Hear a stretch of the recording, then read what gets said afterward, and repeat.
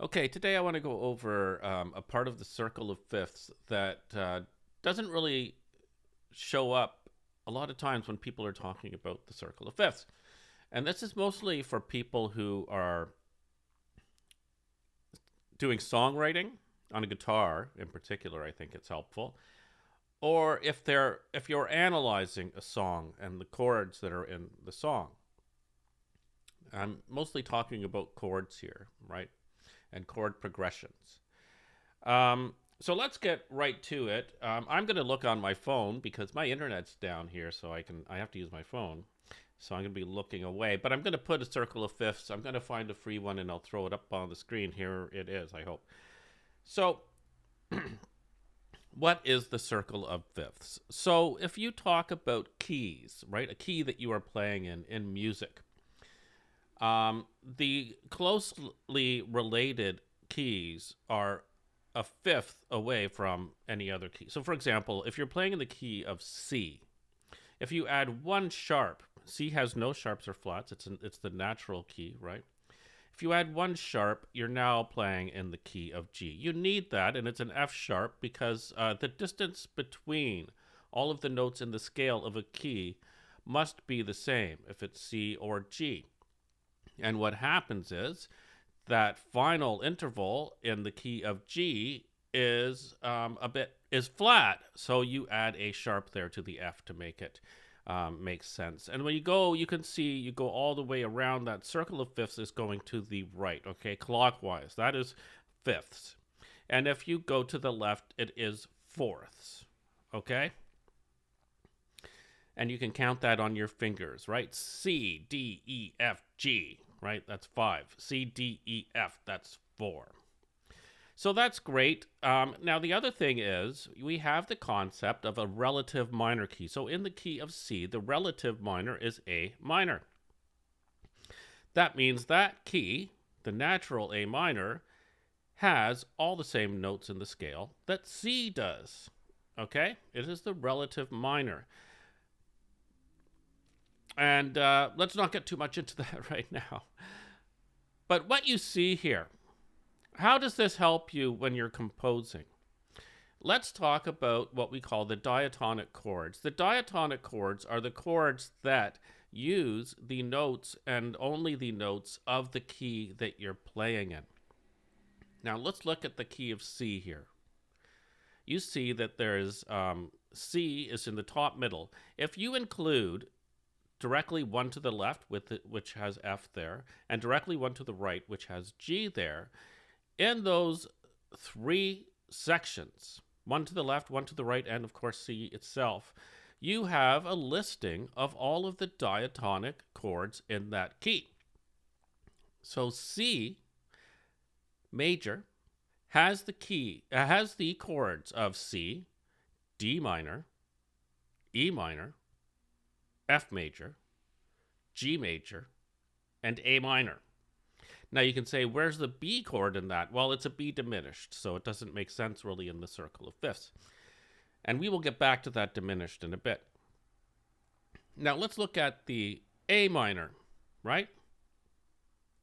Generally, it has the same diatonic chords. It's got A minor, we'll skip the B again, right? C major, D minor, E minor, F major, and G major. Okay? So the fact is, if you're playing in C or if you're playing in A minor, those are your diatonic chords. They're listed right there on the circle of fifths. Now, one thing about the minor. Let's go back to A minor. The fifth, okay, the fifth chord in the A minor. If you play in the harmonic minor, it becomes major. So where would the fifth be? Well, we're looking at the circle of fifths, so directly to the right. In this case, but we'll say going clockwise, E minor. So in A minor, natural, you're playing an E minor. But if you want to spice up your song, you can change that into an E major. Okay? And even better, you can make it an E dominant 7 chord. Why would we do that? First of all, that creates more of a pull back to the A minor. But it can also be used as a pull to the A major. Because if you look at A major, which is at 3 o'clock on the chart, what chord for E is in that, is diatonic to that? And you can see it's an E major. So that's what we call a potential pivot chord. So if you need to get from A minor to A, when you use the harmonic key and make that an E dominant 7, for example, and yes, you can use that E dominant 7 as a pivot chord and go to A major, because the E major is a diatonic chord in the key of A major. So I hope that makes sense. Practice it a few times and it'll start to make a lot of sense. That's the easiest way to go from a minor key to the parallel major. And so just as a reminder, the parallel major is the major with the same name. So A minor to A major. So that is how you can use the circle of fifths when you're composing. First of all, you get an easy sight of what are the diatonic chords. Secondly, you can easily see, if you're playing in a minor key, what is the chord that I can play as either a minor, a major, or a dominant 7, right? That is the 5th degree. So it's directly one step clockwise. Now, I did say we would come back to B, what to do with B when we're playing in the key of C. So this is another thing you can easily do. Most people are not good enough at songwriting to use diminished chords. And we said that it's a diminished chord for B in the key of C.